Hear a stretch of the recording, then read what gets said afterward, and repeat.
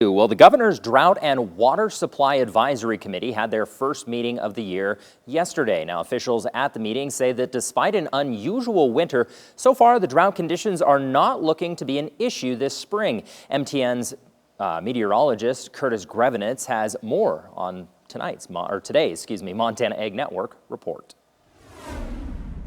In January, snowpack levels across the state were concerning for potential drought conditions. Then in February, we had record snow locked up by bitter cold, and experts say the state in general is in a pretty good place right now. At the governor's Drought and Water Supply Advisory Committee meeting on Wednesday, officials did warn about potential drought issues in the upper northwest corner of the state as well as northeastern Montana.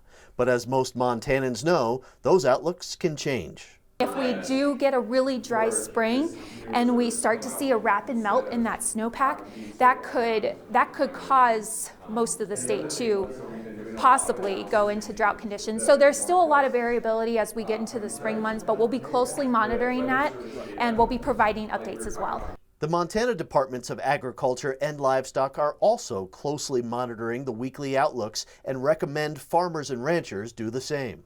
We got a lot of water yet to move, and so there could be a lot of flooding impacts, a very wet landscape to work with, which could affect movement and management of animals. But snowmelt in state isn't the only runoff ranchers should be paying attention to.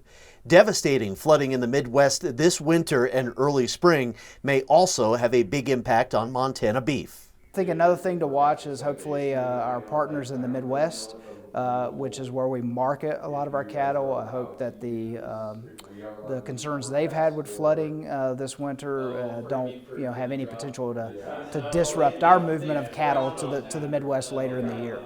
Reporting in Helena, Curtis Grevenitz, MTN News.